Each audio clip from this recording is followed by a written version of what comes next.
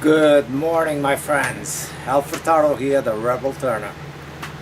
Today, it's going to be a very simple but very useful tool that you can make for your sharpening jig. Going to make a Wolverine style sharpening jig if you like your fingernail grind that you can use, and I will show you what I have done for the arm as well. So stay tuned.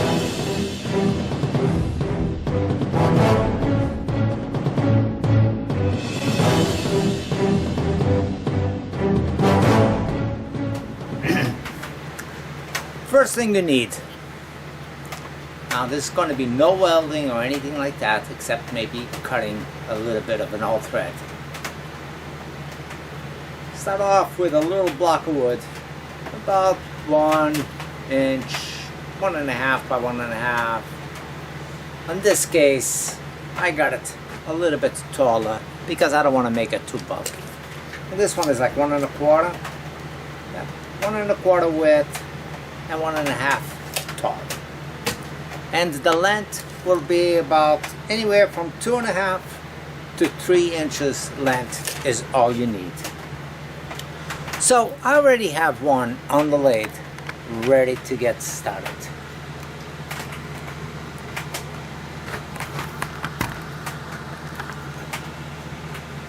So I got a block in here, like what I just showed.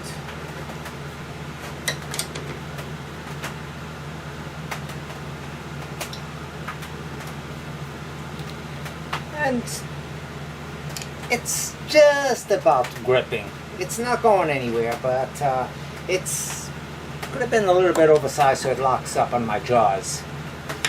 And I'm going to go with a 3/4 inch drill bit, and that's the first thing that you really need to do. I'm going to drill it smack center all the way through. You can do it on your drill press. If you've got a good steady hand and a way of leveling it, you can do it with a portable drill, but I'm going to use the lathe. Make sure that you are pretty well centered with your piece. Okay, that looks pretty good.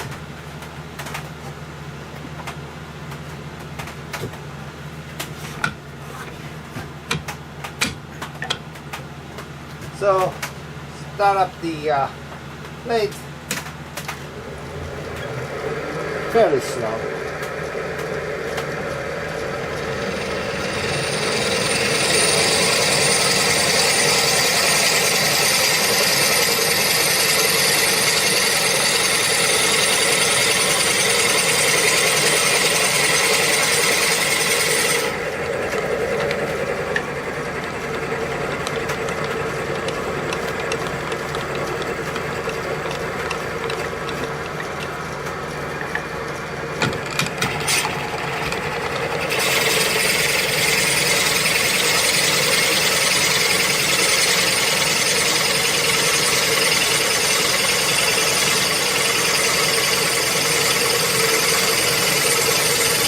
Now this is very simple to do,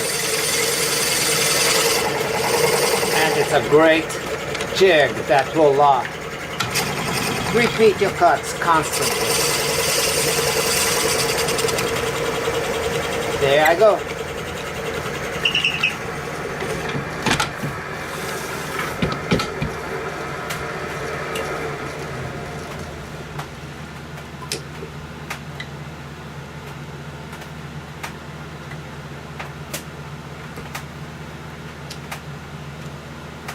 So here's my piece. It's drilled all the way through. Now if you are picky about maybe being offset a little bit, you can take this on the disc sander and bring up the same thickness on both sides. In my case, that's what I'm going to do, and true up both ends of this little block. But anyway, so now I got a piece with a hole It's 2.5 inches long, 2 3/4 inches long, 1 1/8 diameter, and 1 5/16, 7/16 tall. So basically 1.5. Yep, 1.5 tall, and just a little over an inch in width. And if you go with a bigger hole, then you need a wider piece. But that's all I need. Next step is to drill straight through. It can be offset from the middle. Don't go in the front end, whatever you do, at least when all said and done. Try to stay close to center and you'll be good.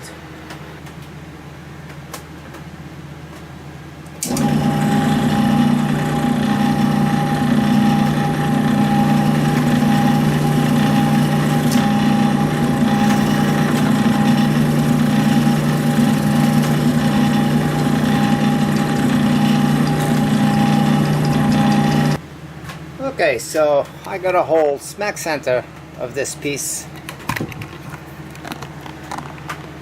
This next part. Okay, get a piece of old thread and cut it up to about 6 inches long and make a bend about an inch down. Put a nut on it.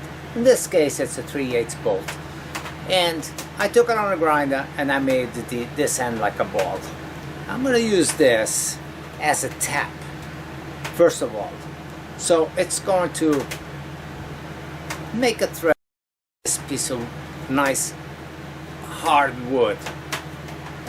And I'm going to tap it all the way through both ends.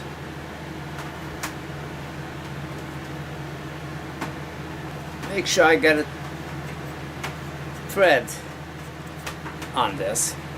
And the next phase is actually the trickiest one, but I will show you.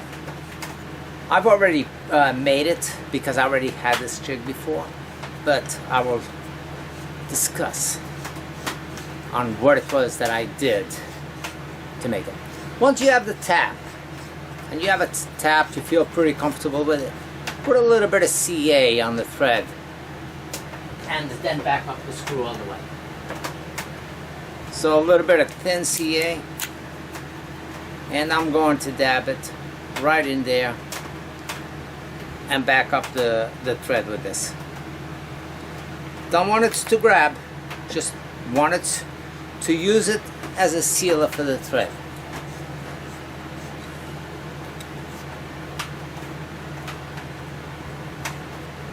Okay, so I got the thread all the way through.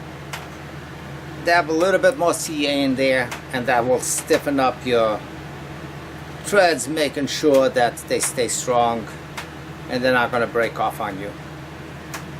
Now the reason why one side is why it's narrower than it is thinner, you want to maintain enough wood on this area.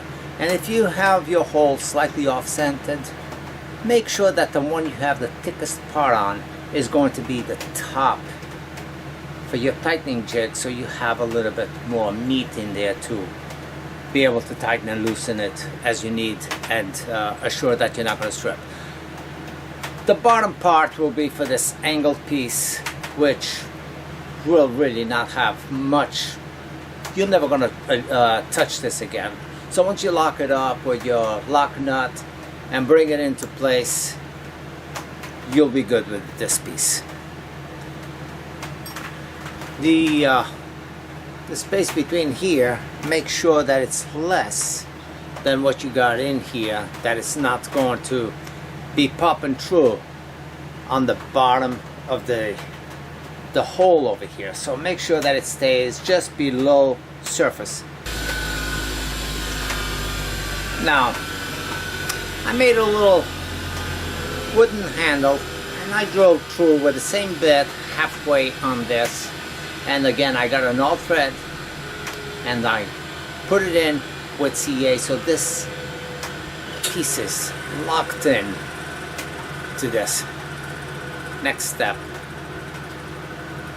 This is an old thread. I took it with a hand drill and I drilled a little hole about 1/4 inch deep, smack center of this, and on the grinder I tapered back or flattened up a small section so a washer could sit right in there, just like that. Okay? Took a self-tapper, and I tapped this hole in the middle to hold the screw, like this. So the reason for this is because you need some sort of a swivel point or a washer on the base of your inside your tool. So when you're tightening this up and this sits up against your gouge,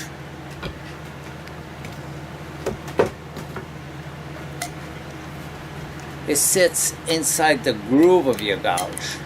It twists without twisting the piece on you or scarfing up the top edge. So with a washer and the screw out, you put it through what is going to be the top part, whatever side you have most wood on. So thread it in.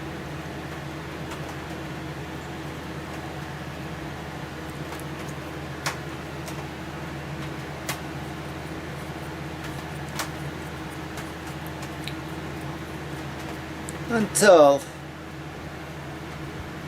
it comes out just a little bit on the inside, just a bit. Take your washer and you're going to put your washer inside there.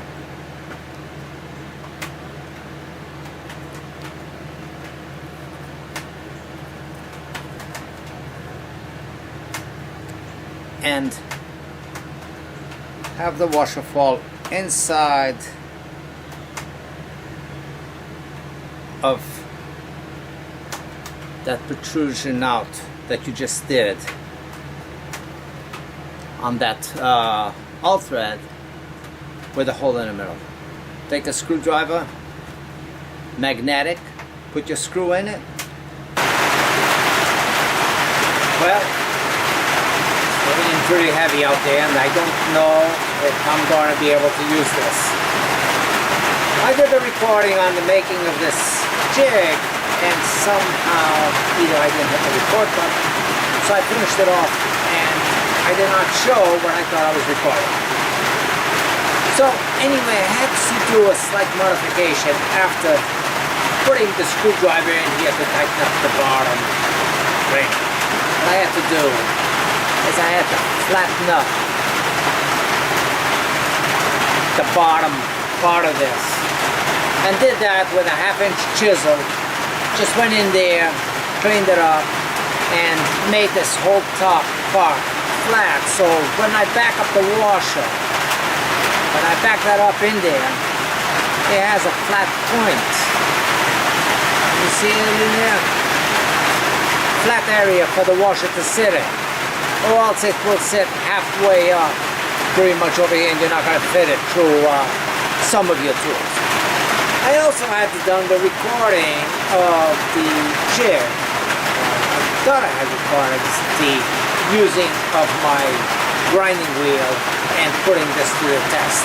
So I'm going to redo it, but not necessarily resharpen my tool as I've already done it. So I'm going to bring the camera in there and get you a close-up. Okay. Well, that jig does not do you any good without the proper setup to be able to use it. So anyway, here's my sharpening station. It's just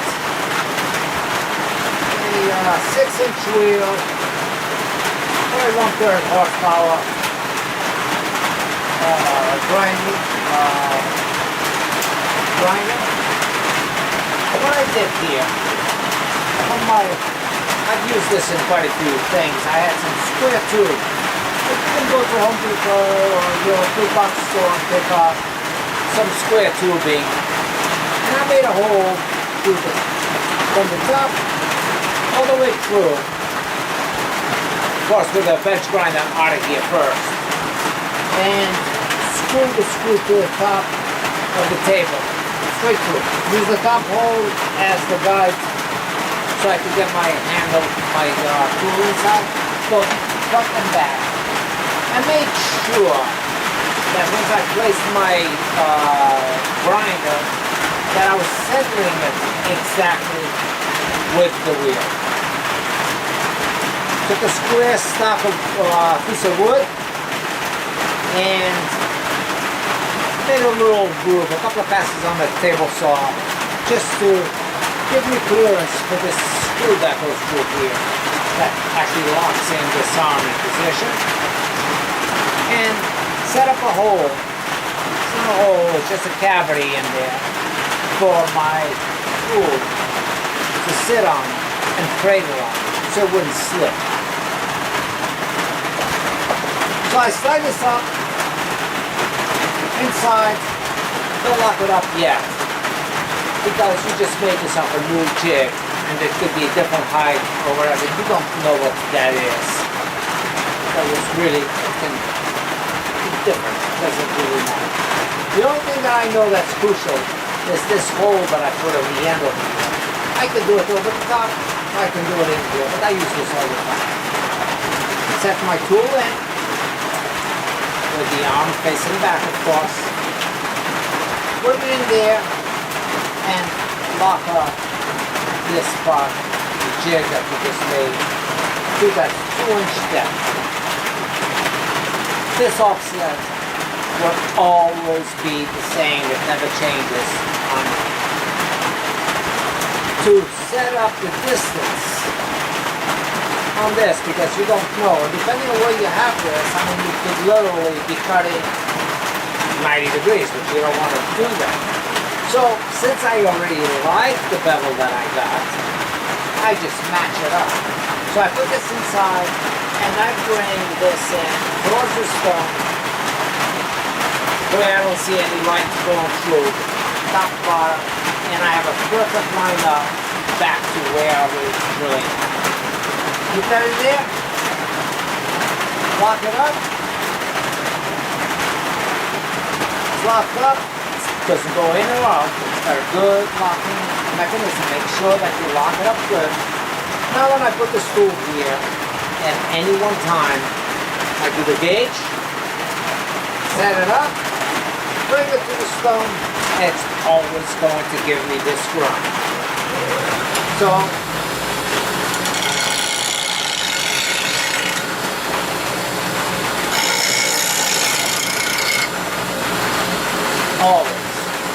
always gonna give me the same grind.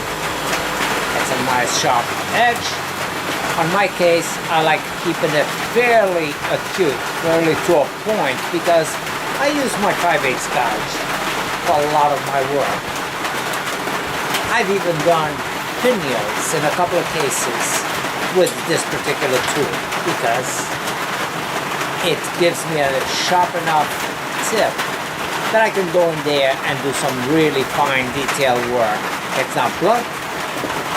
So here it is, your sharpening jig, done with just an old thread, a couple of pieces of wood, a couple of nuts, and set it up on your tools that you already have in the shop, whether it's a drill press or hand drill or whatever. And you can see that this hole is lined up with this one, because I used that hole to tighten up that washer on the inside through the bottom. Nice, easy jig to do. Doesn't cost you any money, and quick and easy. So loosen it up, and slides nice and easy, not hitting anything, not going to affect your edge that you just created. It just slides nice and smooth.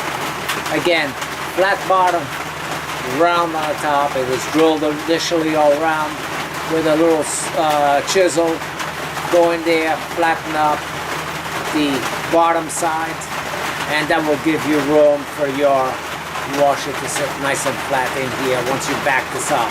Because depending on the tool you have, you could require the full height on that. Well, thanks for watching. We'll see you very soon. Hopefully with another money saving, nice, easy to make jig.